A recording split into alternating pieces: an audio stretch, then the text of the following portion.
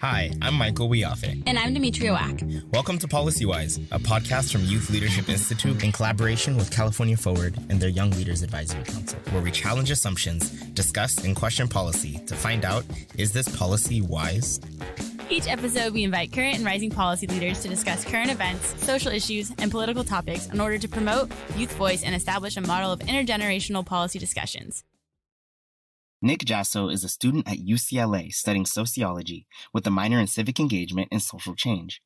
Nick is the Youth Voice Fellow for Fresh Lifelines for Youth and is committed to changing lives and hopes to have a career in juvenile justice advocacy. Nick, would you tell us about yourself, maybe a fun fact? I think my funnest fact is that I recently have completed my home gym. So I have like a whole power rack set up and whatnot. So I am ready for the rest of COVID. Until, Daddy Nusi opens things up again. I'll be okay. I will survive. I will sustain. And I guess I'm also a Brazilian Jiu-Jitsu purple belt, which is my proudest achievement in life so far. Impressive. But yeah, thank you. I appreciate it. Yeah, things are good. Things are good in the Jasso household. The Jasso gym is up and running, and I am the strongest person in the gym. For the first time in my life. And actually, yeah, we're actually going to be replacing cops on school campuses with jiu-jitsu masters. That's what the conversation's about today? I think that could work. Yeah. Okay, so why don't you tell us a little bit about how you got involved in your work and maybe exactly what you do currently? It'd be great. Yeah, I'd love to talk about that. So I'm a formerly incarcerated student. I got first involved in the juvenile justice system when I was 14 years old. That was the first time I was arrested. Growing up, I had just gotten into a lot of trouble, and school to me was just another punitive system. It was a place where I went to be punished for exhibiting signs of trauma, right? And from very early on, my behavioral problems, right? Talking out in class, being late, being defiant, that whole thing, was punished fairly harshly. And I had a lot of interactions with police just from that, right? So by the time I had done something to get arrest worthy, I was. And it wasn't until I got involved with the organization that I work for now, Fresh Lifelines for Youth, that anyone had identified my key characteristics of speaking out, of being defiant, as leadership qualities and an advocate and a public speaker and all these other things that now I think are very core to who I am as a person. Are really helping me in my life's mission, right? And so I'm an alumni of the program that I work for now. I was a former volunteer, was a former client. I was in their speech committee for a while. I've done a bunch of keynoting for them and whatnot. And now I am their Youth Voice Policy Fellow. And basically what that is, I just talk to you. That's literally what I do. I just have focus groups with groups of youth about issues in their communities and ask them how they want it to be fixed. Because youth really are the experts in their lived experience, right? And I think a lot of times that we're forgetting that, and we don't trust our young people, but our young people know what's up, right? They are experts in navigating systems, especially our juvenile justice involved youth. So there's a lot of traits, I think, in what you're saying that I would like to dive deeper into if you'd let me. I think something that kind of shown out to me was the school to prison pipeline and how that exists. Would you mind telling us where you grew up and maybe a little bit more about because I'm very interested into how to what extent were police involved with the school, because you mentioned that in class. I guess whatever happened in class translated, right? You already had experiences with officers before doing something arrest worthy. So can you kind of lay that out for us a little bit? Yeah. So I grew up in the Bay Area, and both my mom and my dad were involved in the criminal justice system. My dad a little bit longer, and then was deported, and my mom just kind of in and out. So from there, I was like system impacted, right? My childhood was being affected by it. And in my own life, growing up in San Mateo, I had behavioral issues. I'll let that be known. Right? I talked back. I was a little defiant. I still am a little bit. Okay. But those behavioral issues, they pinpointed me, or I became a target for police in my community. So even if I wasn't, like, let's say I got into trouble in school, I talked back to a teacher, I got a detention. I was sent to the office, and then instead of like meeting with a counselor or meeting with like a school staff member, I was then led to the school resource officer. And then that same school resource officer would then, or their associates, right, the other police officers, would pull me over in the community for like riding my bike without a helmet, or riding my bike without lights, for being out past curfew, like all of these things that are juvenile, right? Like they're very, very small, but all this police contact, right, eventually led to me being arrested for something that I don't know if kids should be arrested for. I got arrested for a fight, right? When similar incident happened for my whiter, wealthier counterpart at the same school, and he was suspended for a few days while I was arrested, did about 30 days in juvenile hall, was expelled, had to go to court and community school for about 1.5 years, had probation for 1.5 years, and had my life significantly altered. Now, it worked out well for me, right?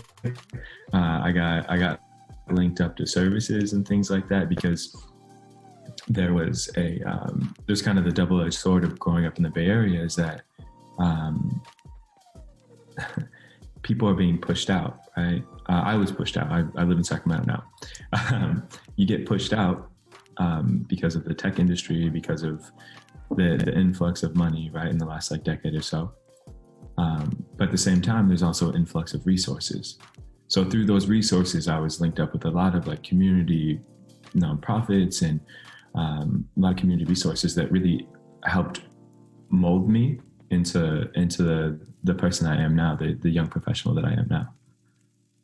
With that, is there a reason, like from the resources that you got, an understanding of what it takes, to help either other people stay out of that situation in the first place, or, take advantage of those resources? Is there a reason you've decided to, focus on like resource officers in schools? And just to like clarify for like the audience, can you clarify like what resource officers are, and like what exactly their duties should be, and how it might actually play out in that setting, in a school setting? Yeah, so the school resource officers started like back in the 50s, right, to increase relationships between like police departments and youth, right? But in the 90s, with the Columbine shooting, around the world, the shooting grabbed the headlines. And like all this like super predator talk. Youth gangs have existed in many American cities for generations. Young black and brown men were criminalized just for being young black and brown. The members, usually drawn from a single ethnic group, give unswerving loyalty to the gang. There was an influx of school resource officers. When gangs turn to violence and crime, they create formidable problems for the police. It became very predatory. And when some start selling drugs, the law enforcement problems are even greater. And so what the role of a school resource officer is to protect the school, right? To increase relationships with the community. But is that happening? No. What it's become, or what the school resource officer program has become, it's become a hand in the school to prison pipeline. Right? Young people who, like me, right, are exhibiting signs of trauma, instead of receiving counseling, are getting arrested or meeting with police officers, which has multiple effects. It decreases the likelihood that a young person is going to graduate from high school. It increases the likelihood that they're going to be incarcerated in the adult system, and then all the social ills that go with that, right? And so the reason that, like, as an individual, and kind of like my work right now is focused so much on getting school resource officers out of schools, getting police out of schools, is that they don't belong there. There is no reason to have a person with a gun, to have a person with that level of authority on a school campus, when all the issues that people talk about, or all the reasons for them being there, could be taken care of by a community-based nonprofit for half the cost. There's some places where school resource officers are paid $150,000 a year. Yeah. That's 2 counselors, right? That's multiple employees at a nonprofit, right? And there's this issue, especially when talking to youth, and especially youth of color, where the school resource officer is the only one that it's available, right? And the school resource officer is the person that looks like them, right? It's a Black man, it's a Latino man, it's a Latino woman, it's a Black woman, right? It's someone that they can personally identify with, that they can, like, have rhetoric with, that they feel comfortable with, right? And when I ask them, it's because, well, one, they look like them, they talk like them, right? And there's the ability to connect, right? But also, the counselor is only there 2 days a week for like 4 hours a day, right? So the person that they should be talking to is unavailable, or they're just culturally irrelevant. They're not hiring the right people, or they're hiring the right person, but just not full time. Like, the resources that are going to these school resource officers are taking away from resources that could be better utilized. Because, one, incarceration doesn't work, right? Incarceration adds more trauma to young people. So why have the entryway to incarceration in schools, when the purpose of schools and the purpose of the juvenile justice system, right, is rehabilitation for youth, is the advancement of youth, right? Nonprofits do that at such a high rate, and with much less cost. So from an economic standpoint, and from like the progress of our communities, right, it does not make any sense to have police officers doing the work that nonprofits should be doing, that community-based organizations should be doing. Yeah, I agree with you. I'm actually really interested in like a little bit more, I guess, into how the organizations work, but I think that's an aside. As you were speaking, I was kind of looking up, because I was thinking back to my school days, like high school and middle school, and I think I was, at first I was like, I was probably oblivious, or didn't know, or didn't think about school resource officers. But to be honest, I haven't really heard of school resource officers until maybe the past year, maybe past 2 years. So I looked it up, and my school actually didn't have it until 2018. And they brought them back in 2018. It says the district is paying $169,000 per year for the services of each police officer, and $180,000 per year for the deputy. Ah, that's so much money. Yeah, each one. I'm literally looking at it. It's like, wow, that's They put them back in 2018. We were doing fine. I graduated in 2016. We were fine.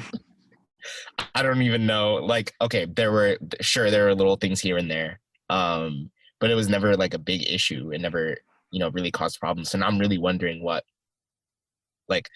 situation might this have even changed in my own high school that I don't really know anymore. What that might look like, and why is this something that we're now turning to? It's not something that's being phased out. It looks like it's something that's being phased in. Anyway, that was just a reflection, I think, as I was trying to think of how that would look like in my childhood. One memory I consistently bring back, my third grade teacher hated me. Third grade. I was a great student. Like first, second grade. Okay, Michael. No. My second grade teacher, like him and I were like this. I move on to third grade. She hated me. I don't know what I did, but I knew I asked too many questions. Okay, that's me. So I asked too many questions, and I think she thought I was trying to be disrespectful. I don't know what she thought, but I was in detention more than I was out of detention in third grade. And my grades went from here to like being called into the office, like what's going on? You used to do so well. And I'm like, I don't, like I'm in detention all day because my teacher thinks I asked too many questions. And I think that like just that alone altered, I think the opportunities that I had, everybody was going to Astro Camp or whatever in like fourth grade. And I didn't go because my third grade, grades sucked versus my sisters who did fantastic. But anyway, all I'm trying to say is that you're put into this environment where you have one person in control of who succeeds and who doesn't.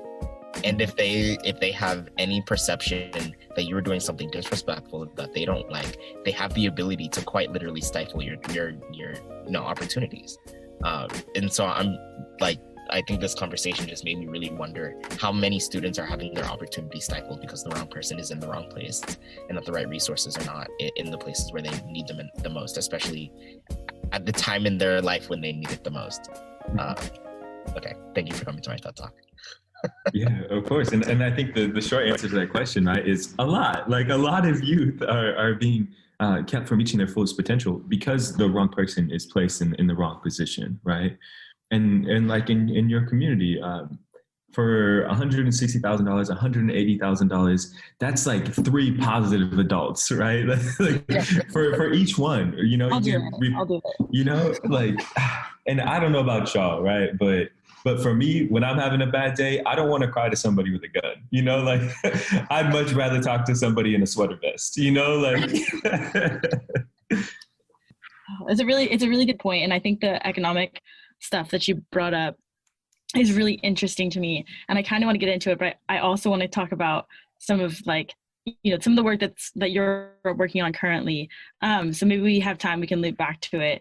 But could you tell us a little bit about some of the the direct work that you're doing right now, what it actually looks like? What are some of the recent movements PolicyWise, hashtag PolicyWise, that are going on? Yeah, hashtag PolicyWise. You should sell merch.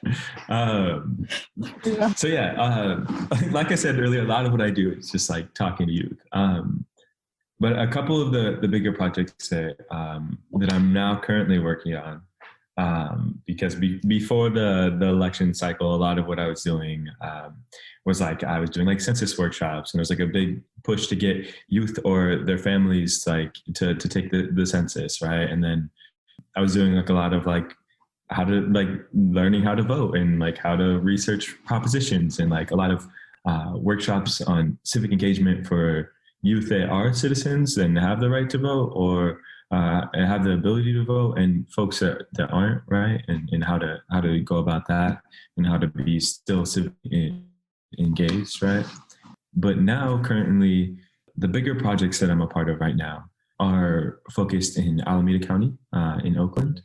So for one of them, I'm in process of developing a public speaking workshop so that youth can become the change agents in their own communities and be fully equipped with the tools to be able to advocate for themselves, advocate for their communities, be able to speak at board meetings, use their testimony in a way that is very impactful and very intentional, while not like tokenizing our young people, because I think that's an issue. And I've definitely felt that before. And it's an icky feeling, right? And then the bigger project that I'm working on right now is there's been a lot of talk in Oakland about reducing OPD's budget by about 50%. Will you break down the acronym for us? Oakland Police Department. Joining us now is the mayor of Oakland, Libby Shaw. And they're looking at how they could reinvest that funding I want to start with the issue of defunding police and how that in the community to better serve the community, right? And there is definitely room to create more responses that don't involve a gun or a badge. Long story short, there's a bunch of like hoo-ha and like how to get that done and like who's going to do what and like how they're going to determine it. And we need to invest more in non-law enforcement methods of safety. Safety includes education. They put out a bunch of different task force and advisory boards to then make a recommendation. And I'm currently working on the youth advisory board to help make that recommendation. So right now we are pushing out surveys. Actually, it's kind of cool. We were aiming for about 100 surveys to go out to ask youth about police interactions, what community safety looks like for them, what makes community safer, things like that, right? We were aiming for about 100. And I spoke to the fly director of Alameda County, I think yesterday. We were at over 800. So I'll be helping like facilitate discussion and stuff like that there. What the conference is going to be is we're going to have some workshops and really have like some brainstorming sessions on how to like what works for communities, what makes communities safer, what makes your school safer, right? Well, from all the information that we're going to gather, we're going to then put forth a recommendation on how to reinvest that money into the community. Are any other parts, like any other counties across the state, like looking into this already, or are they aware of your work, and are you potentially going to be making recommendations to other counties of ways they can transfer your recommendations or anything along those lines? Or do you think that it's going to be so specific? I think so. For this project, I think it's going to be very specific. It's very specific to Oakland. We're looking to just get in contact with youth in Oakland, and where youth is up to 25. Like we're not just like in high school age or whatever. As we're in 3 counties, and we'd like to eventually get into state policy. I imagine some of what we're doing now will have some crossover in the future. Okay. So I'm in Berkeley, so I feel like I'm close to the source in terms of Oakland, and so I'm really curious. You're talking about the city of Oakland, so how does that affect the surrounding cities? Berkeley's right next to Oakland. Is San Francisco kind of watching and seeing what's going on? They're pretty close to each other, and the smaller cities that are around the big cities. Do you think that it's going to create an influence? Is it going to be more of a chain reaction, or is it going to be more of like we'll copy exactly what you do? Like how do you think that's going to translate to other cities? I hope it's a domino effect. I hope it does, right? Because I think that problems with over-policing are not unique to any one city, right? They're everywhere in California. They're everywhere in the United States. There is a problem with over-policing and just like a very militarized police force. And now I want to preface saying that by saying I am not necessarily anti-police, right? I am anti-police in schools in the same way that, I don't think I'm a good chef. I'm not going to go and try and work at like some 5-star restaurant, right? I think it's in the same way, and I am not a doctor. So I am not going to practice medicine, right? I think in that same way, police should not be practicing being, counselors. That's not their profession. That's not what they are trained to do. That's not what their skill set is. And that's why I think they don't belong, in the same way, I don't want a mechanic making my food, right? Like, it's just like, there's, like you have a specific job for like specific things, right? And you were trained to do certain things. Not to say mechanics can't cook. I'm sure, there's some, mean chefs out there that can also work on cars, right? But I think that, your profession should match your job description, right? Right. With, defund police movement, how has your work changed in regard of that? Was maybe like your personal feelings changed? Do you think that does this profession still need to exist? Does it still have like a place where police should be going? For now, I'm going to be speaking as an individual. Myself, Nicholas Jasso, right? I would hope that one day we would get to a point where we no longer need police, right? And I think that the whole concept of like the defund police movement, right, and the movement, right, is not necessarily about just wiping away police departments and then creating a vacuum, right? It is about making very intelligent, very intentional moves towards redirecting the funding that was going to police, right, into the communities. Because what we know, right, is most crimes are crimes of poverty and of need, right? If we can have a war on poverty, right, instead of a war on drugs, we can, as a society, eventually move towards a place where we no longer need police, or at least as many police, right? I'm sure that we won't be there for a very long time. And so I do see how there is a need for police, right? I think that the training that police receive needs to be changed. I think that there is a serious disconnect between police officers' training and what they're asked to do. Being a police officer is an extremely difficult job, and I completely understand that. It's a very high pressure. And that's hard, right? And a lot of the issues are from their training. The majority of the training shouldn't be revolved around firearms, right? They should know, like, how to detain somebody, a resisting opponent, without the use of firearms.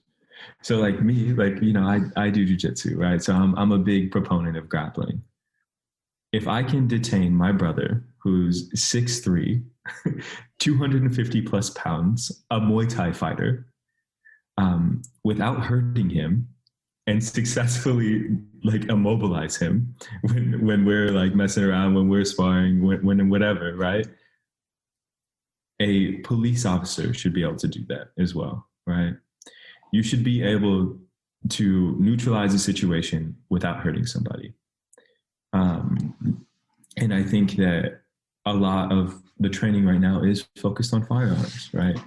And in my, like, in my sport, there is a adopt a cop movement happening, right? As like the BJJ solution to police brutality.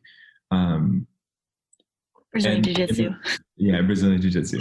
And I think that there's a lot of merit to that. But to recap the question in my answer, I think policing needs to be radically changed. Because I understand that police as individuals are not necessarily bad people. They are just being placed in a system that does not cultivate the greatest people, or does not cultivate the greatest responses, right? And I think being a police officer is one of the hardest jobs in the United States. Because one, the job in itself is dangerous and is stressful. And two, not too many people like police, right? and a lot of it is due to the things that police officers have done, right? It's the abuses of power that they've had. So I think that, for one, police need to be held accountable. Police need to serve jail time if they are, committing crimes, right? Police need better training. And I think that there needs to be less police. I think that the reasons for having police officers there for safety and the protection of people and property, right? I think that the reasons for their presence would decrease with that funding being redistributed into communities, into small businesses, into education, into counseling. There are like so many things that we could do that are upstream, right? That would then decrease their necessity. Basically, what you're saying about the system is a quote that I'm sure many people have heard before, but the system is producing the exact result that it was designed to create. Right. So it doesn't even matter. Well, it matters. But it doesn't matter as much the individuals who are police officers, but it matters more about the system that's behind it and how it's creating this result. A lot of it I do think comes from training. I do think that they also have the liberty to make arbitrary decisions and get defended when that decision is very wrong. And so they're not afraid to make the wrong decision. And then it's also like, that, how do I explain it? So, okay, this was when I first got my driver's license. Maybe a couple months after, 16 and a half, maybe 17. I was leaving my friend's house. It was like 10:30 p.m. maybe. And it's like, he lives in a pretty nice area. And so it's like a 20-minute drive home.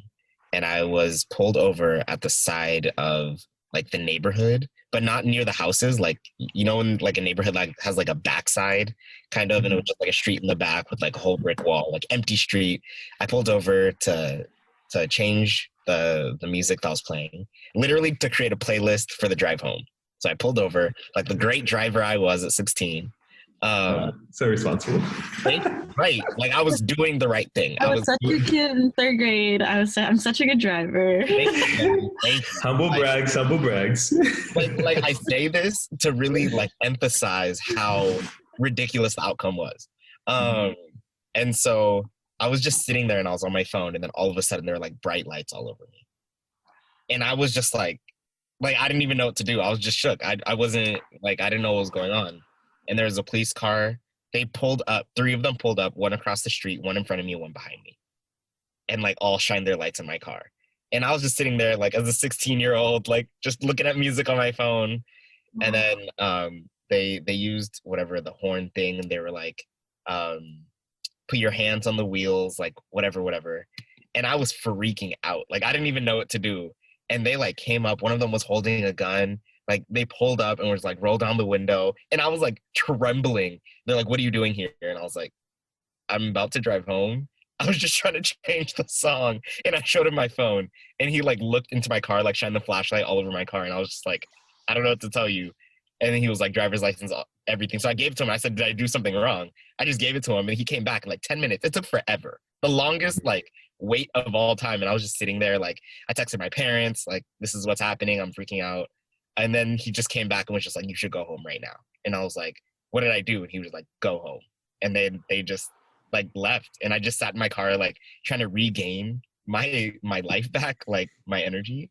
And then they waited for me to leave. Like, I feel like that was the annoying part too. Like they all just sat there and then followed me at least 10 minutes on the way home.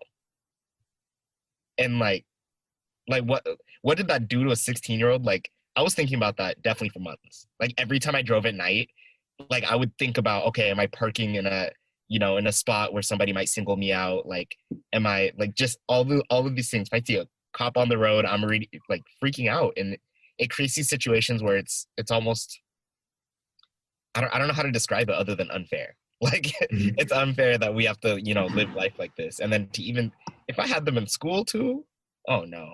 Like that would even further perpetuate a lot of those negative interactions. I don't know where that was going, but that was my rant.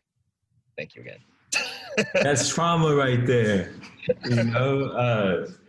Similarly, like, so I kind of ambitiously was applied to transfer to Stanford out of community college. And to do that, I had to take the SATs. And I took them at the same high school that I got arrested at. And for some reason, like as soon as I got on campus, like I got anxious, right? I was like, they're going to get me. Like I wasn't even doing anything wrong. I was taking my SATs, but I was terrified that like something was going to happen. Something was going to go wrong. They don't create safe environments. Safe for who? Right. Exactly. For the rare situation that happens once every 3 years or something. Exactly. In which we would have called 911 anyway. Like that's all they're gonna do at the end of the day is call up for backup. Anyway. Yeah, I do have a question. I also have like a reflection, and I don't know if it's valuable to anyone, but I feel like it would be. I think it's just like I feel like it's hard in my case. I don't know if you could just link it back to like, directly the fact that like, because I'm white, but I think you can directly link it back to the fact that like the school that I went to was so like predominantly white, very like middle class, and just in the sense that like I just feel like it's such like the like the pinnacle of privilege is the fact that you just like don't recognize that this is happening. It's just like just like the fact that like these things are like surprising is just like yeah like that's exactly what it is. Like the fact that you just didn't even have to like that wasn't a concern is like so huge. And like thinking about times when I got in trouble in high school, all my high school friends listening, they know I got in trouble all the time. No, I was kidding. No, but like, there was this one time where I like, you weren't allowed to go off campus. Hopefully no one's listening. Super sorry. There was a time where you weren't supposed to go off campus as like a freshman. And I remember I did for lunch, and I got super scared because I saw like an administrator, and I sprinted back and like jumped over the fence. And I got so scared. I got so scared that I cried that night. And then I went to I didn't get caught. I'm fast, but I didn't get caught. And I went back. And I like the next day I like went to the principal's office, and I like literally I cried, and I was like, I'm so sorry. Like I did it. I ran up, and they were like, dude, chill. Like there's so many other issues. Like, don't do that. But, like, I just think it's like I feel like there definitely wasn't perfect. Like we had a resource officer, and the counselors weren't like exceptionally accessible. Although I like we had really quality counselors. And I think it's just like a reflection of like I didn't feel intimidated like going to like the authorities and being like, hey, this is what's going on. And I think it's a reflection of both like the entire institution that I was going to, as well as like my position. And like I don't know, I just think it's really interesting, and it's pretty tragic. And when this does, and I really hope there's like bigger changes, in the sense that like I don't think that I do think it's a reflection of like me personally. I'm sure there's students on campus who felt like they were targeted specifically. Like you can think of students who you're like, oh yeah, like that kid's a troublemaker or something along those lines. And I think it's really, really sad and terrible. And I'm super, super grateful for this conversation. And I think it is a really good point that you brought up at the beginning that I know we kind of dismissed, but just like the perceptions of the people who are in authority positions and abilities to play favorites, and how that can like really ultimately determine the trajectory of a student's life so strongly. So I think that's something that we could draw from this conversation, just in regards to, students more generally and kids more generally, and how people deserve to be treated like in a young age. So yeah, thank you for that. Yeah, and if we have time, I would love to touch on that point too, because like Demi, what year did you graduate? 2016. 2016. Yeah, I graduated in 2015, right? And the high school that I got expelled from was in like an affluent, very white area. And what they found in San Mateo County is that they were disproportionately expelling and incarcerating Black and brown youth, right? Who could have guessed, right? From like their zero tolerance policies and all this other stuff, right? And when I got arrested, the juvenile hall was at capacity. There was over 300 youth in there. The Court and Community School I went to had like over 100 kids, right? Or had nearly 100 kids. It was like 80, 90, right? And they were just pushing out all the Black and brown folk, right? Like, people were getting like arrested and expelled for truancy. But that was like the big one for me. I was like, you're gonna expel a kid for not going to school, you know? Like, like it was always so funny whenever I'd like run into those kids, like inside of like the Court Community School. I was like, what are you doing here? Because they seemed normal, you know? They didn't seem like. I was like, dude, how did you get here? And like, oh, truancy. And it's like, for what? You know, like, doesn't make sense. But since then, like San Mateo County has recognized that. And to give like a comparison, like the juvenile hall is like around like 50 or so, or the last time I checked, it was around 50 or so. The Court Community School I went to has less than 10 youth there. Which means that we're moving in the right direction, right? But we still have more steps to take. We can't just pat ourselves on the back for progress, right? Because there's still progress to be made.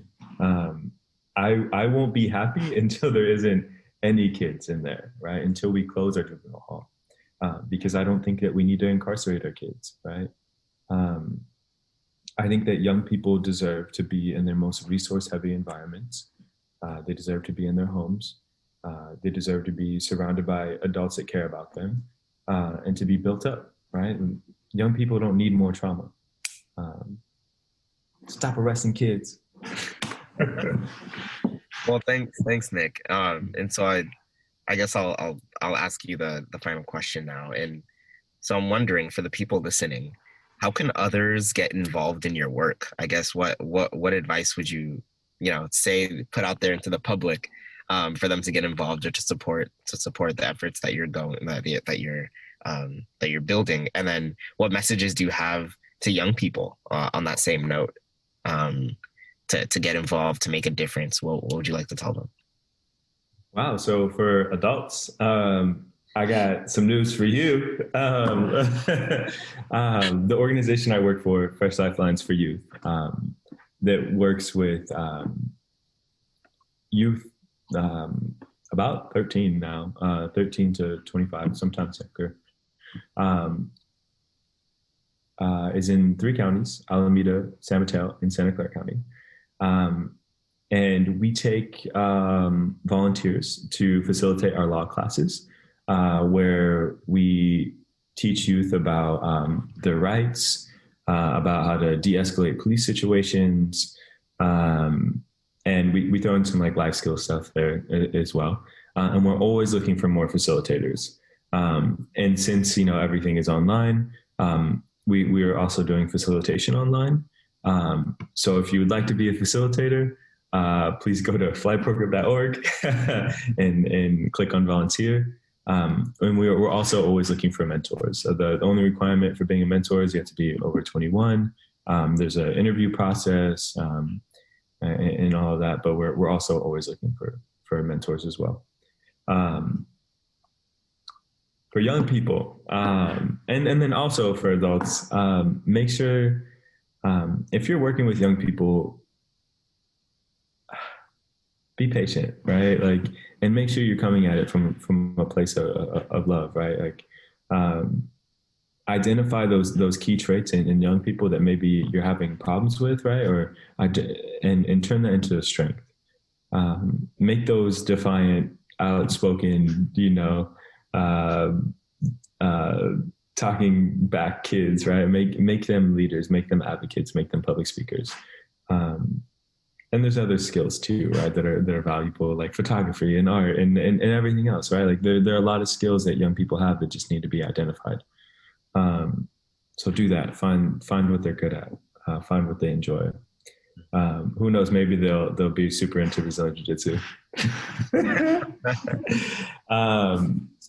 And then for young people, I would say the same. Like try things, right? Like you need to find what you enjoy. You need to find what your like hidden talents are, and you don't know until you try and you fail, and you kind of just like experience life. And I would say to not get discouraged by obstacles. Don't get discouraged by what are perceived as failures, right? Because they can become huge blessings. Like I was arrested and incarcerated at 14, and I thought my life was over, but really it was my launching pad. So turn those L's into W's, all right?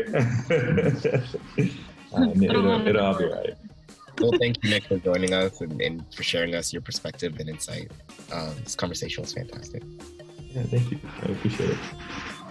And scene. This was a podcast recording of PolicyWise. We are your hosts, Michael and Demi. PolicyWise is a production of Youth Leadership Institute in partnership with California Forward and their Young Leaders Advisory Council. Jared Ramonos produced this episode, and the music was created by Ian Post and sourced from artistlist.io. If you want to find more great youth content, check out YLI.org and be sure to subscribe to PolicyWise on iTunes and Spotify or wherever you get your podcasts, and leave us a review. It really helps. To discuss this episode, engage with us on Instagram, Twitter, and Facebook at PolicyWisePod and hashtag your discussion with hashtag PolicyWise. See you next time for more youth voice and policy discussion on PolicyWise.